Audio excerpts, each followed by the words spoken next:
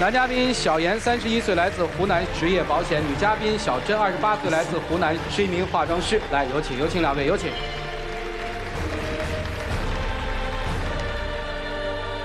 欢迎两位哈，跟过去站在这个舞台上的嘉宾不一样，两位是婚姻中的夫妻，对吧？是吧？是。你们有2个孩子，对吗？是的。对。孩子多大了？大的快6岁了，小的1岁半了。哦，小的1岁半，老大是儿子。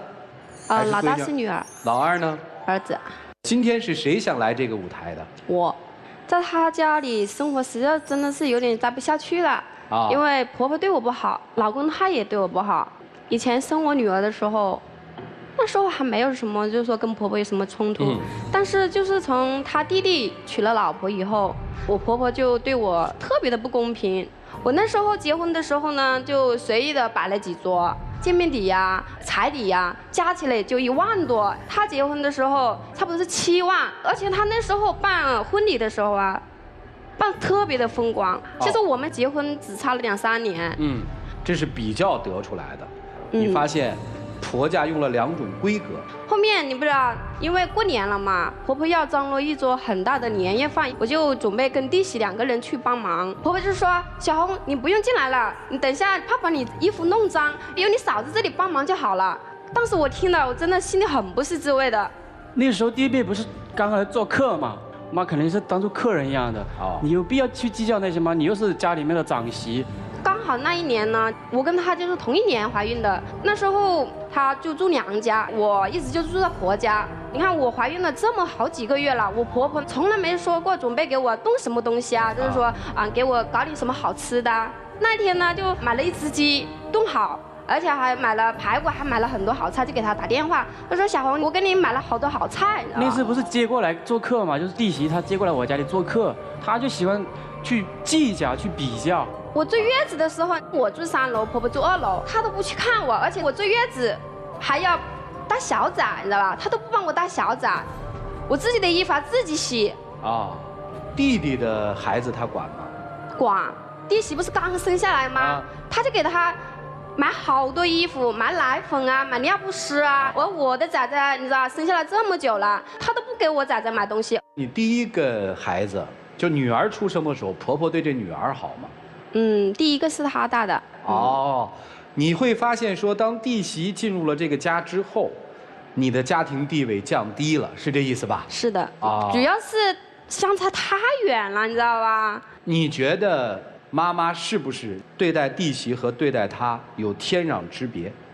我觉得吧，应该是肯定是有区别的，因为我弟媳家嘛，条件确实是好一些。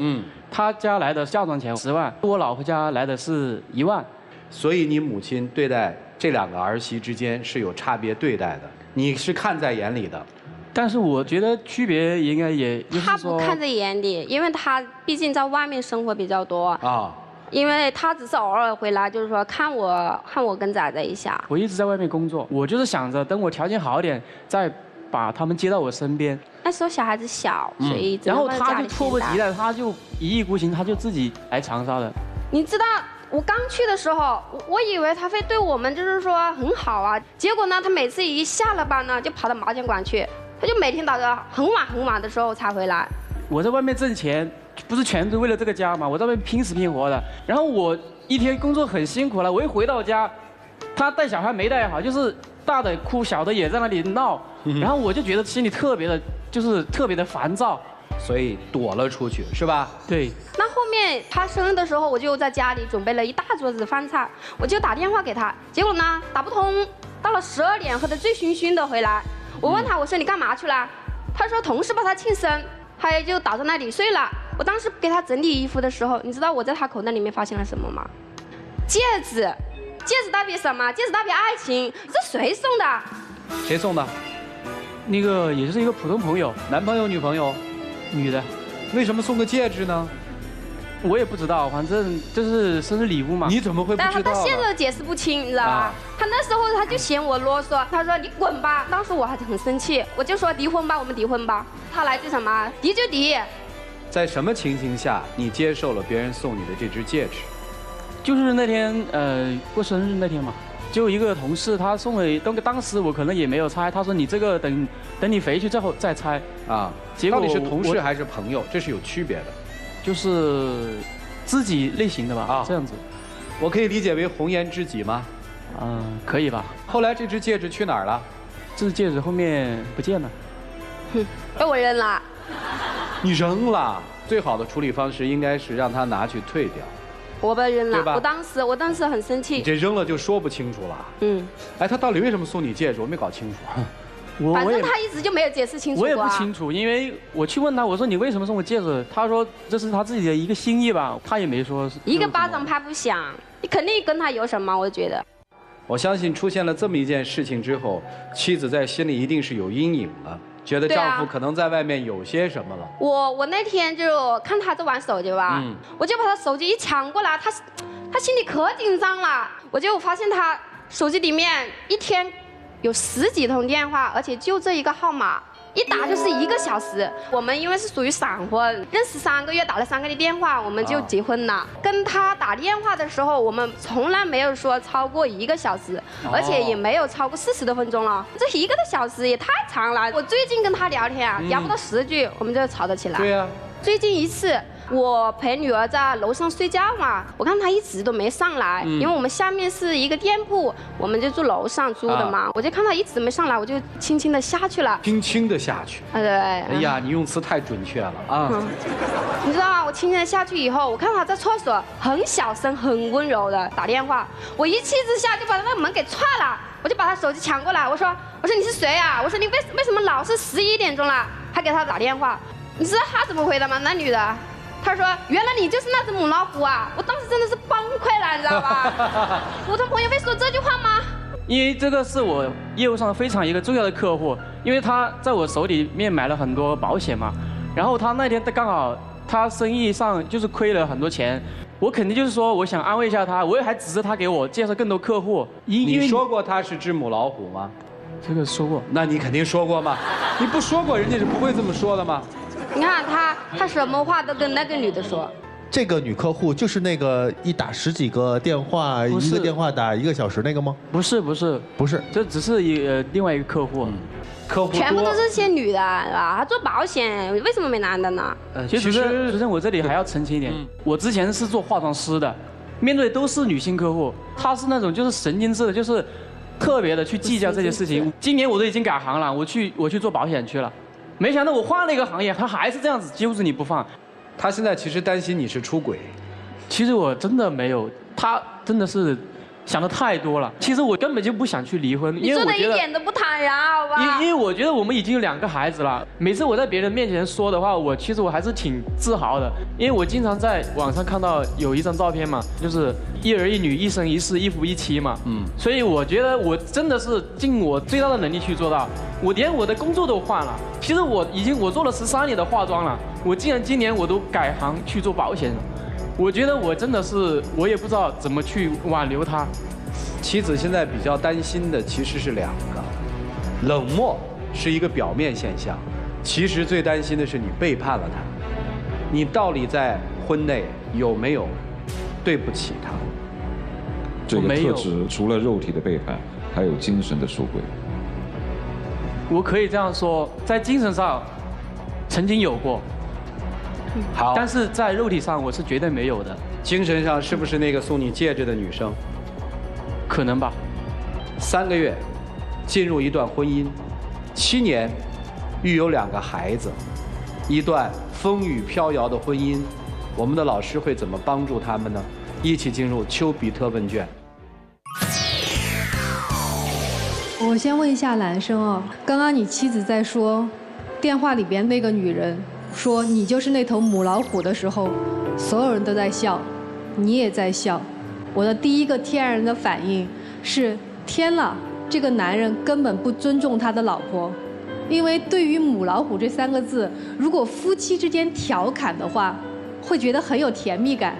因为老公戏称老婆是，你看你是母老虎，老婆戏称老公是，你看你这个趴耳朵，这是四川常有的话。但是一个外人就对着你的妻子说，你就是那头母老虎啊！我能理解你妻子那会儿的愤怒和不满，他不尊重你的妻子，那同样反向可以理解成，你可能在外面你也不太尊重你的妻子，你可能爱这个家，但是你爱这个家的表现并不是真的对这个家好。你可以做好一个职场男性，但是你没有办法做好一个在家里边当2个孩子的父亲。我前天的时候看到曲老师的微信里边，他发了一条微信，我送儿子去学英语，我正好在这个地方办公，就是一边要陪伴孩子去做孩子必须要做的学业，但同样也不能丢了自己的工作。所以你如果做好了承担一个爸爸、承担一个丈夫、承担一个全家人的主心骨的职责的话，你可能不会那么觉得烦了。同样回过头来，对于妻子来讲也是一样的。当你的弟媳进到你们家庭的时候，你认为婆婆把她的爱分享出去了，的确就是该分享。因为婆婆有2个孩子，她势必要把爱分享给2个人。你刚才跟我们讲，你说我婆婆对我不够好，我婆婆不照顾我，但是我们听到另外一个版本是，最开始你的第1个孩子是由你婆婆带大的，而并不是由你带大的。如果你说第1个孩子婆婆都不管的话，我们有可能说你这婆婆太偏心了。但是事实情况不是这样的。你想过没有，什么人在自己过生日的时候不想回家，他愿意在外面跟其他同事一起过？因为我带小孩嘛，我肯定是说可能把所有的爱都给了小孩子，可能对他确实会舒服一点点。但是我们也刚过去也没多久。你刚刚那句话，如果我要是你的配偶的话，我也会觉得很寒心。我只照顾了我的孩子，我会疏忽到他。家里边如果很幸福，他肯定会很自豪的跟外人说：“哎，我今天老婆在家里边给我要过生日，我要回家，我孩子还等着我。”没有哪个人过生日的时候只想在外面，而不想回到家里边。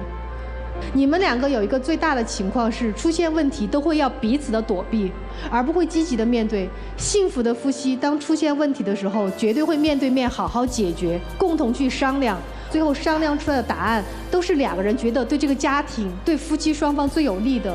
所以好好的去谈一谈，不要轻言说放弃。好，谢谢周老师。我一直在假想，如果现在实际发生在他们身上的这个情节，我们反过来，可能问题就不会出现。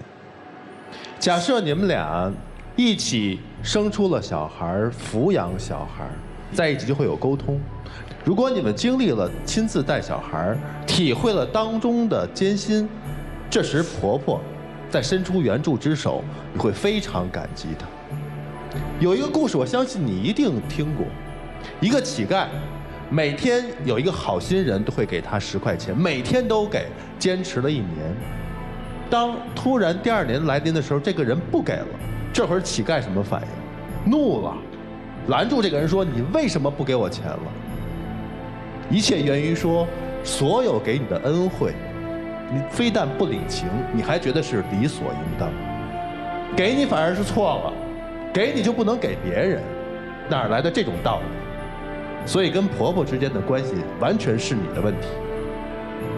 还有，在这么长的一段时间里，老公并没有跟你朝夕相处，他所有做的只是往家里寄钱，对不对？对。你们又是闪婚，闪婚之后有了孩子，你又出去挣钱去了。有谈过恋爱吗？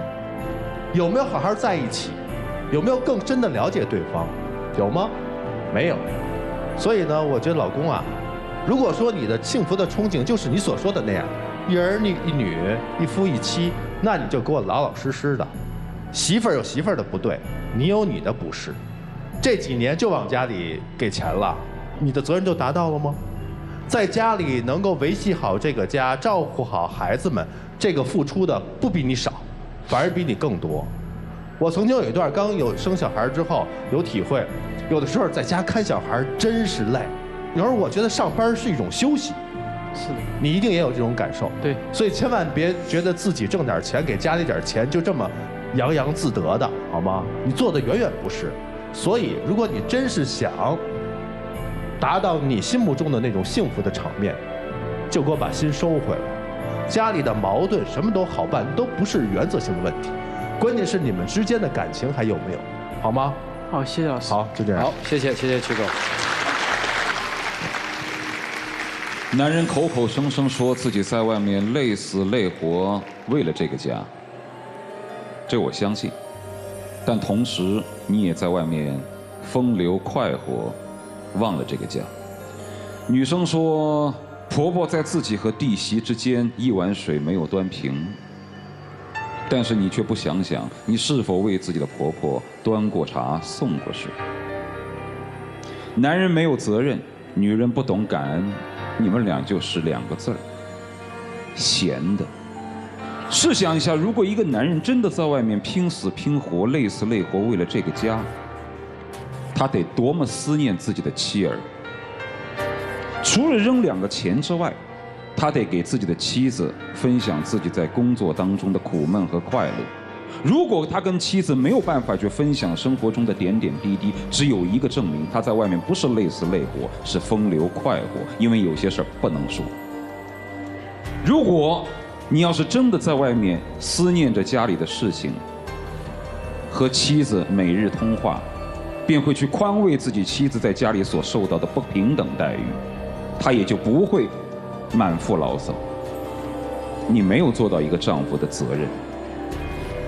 如果一个女人懂得感恩，就不会去老盯着自己的婆婆是不是一碗水端平，而是每天去端茶送水。因为毕竟在最艰难的时候，是婆婆给自己带大了第1个孩子。你总是说我别的要求不多，我只渴望跟弟媳处在同一个位置上。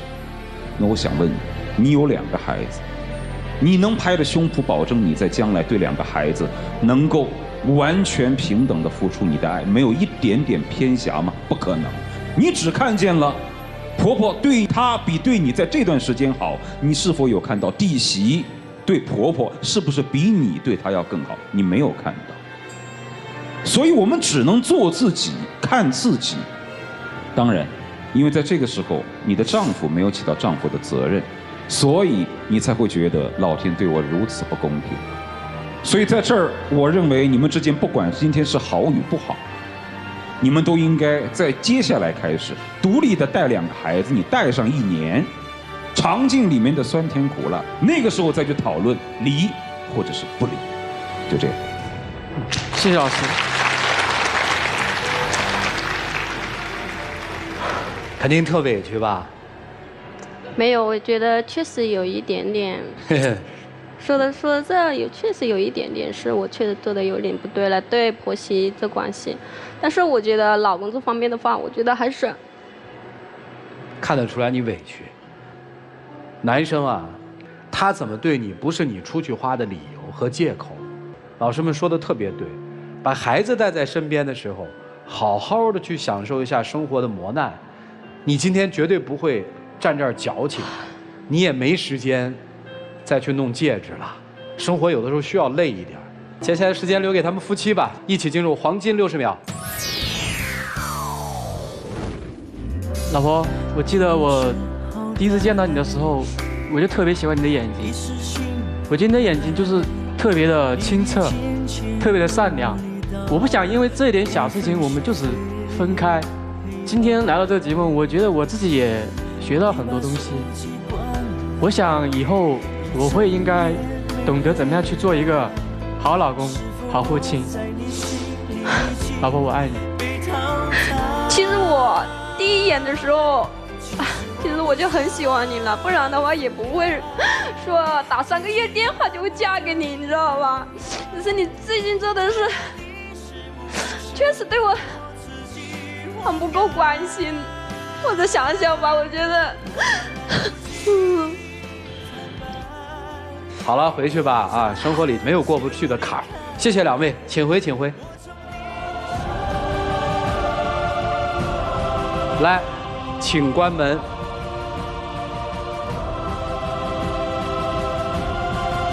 他们会做出一个怎样的决定呢？请开门。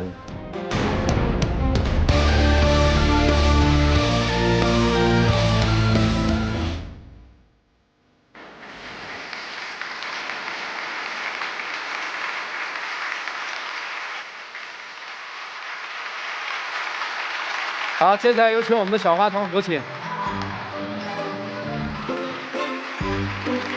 让我吃一杯诗。哦，谢谢。谢谢你们，请回。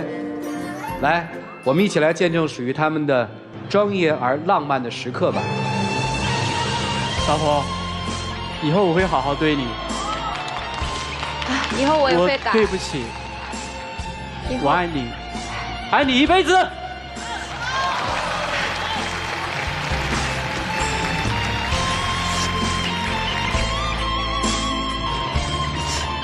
女生，你喜欢这花瓣吗？喜欢。我结婚的时候都没这么浪漫过。你看，你看，这你弟媳没法跟你比吧？回家跟婆婆说声对不起，好吗？好。祝你们幸福。来，请回吧，请回，请回，请回。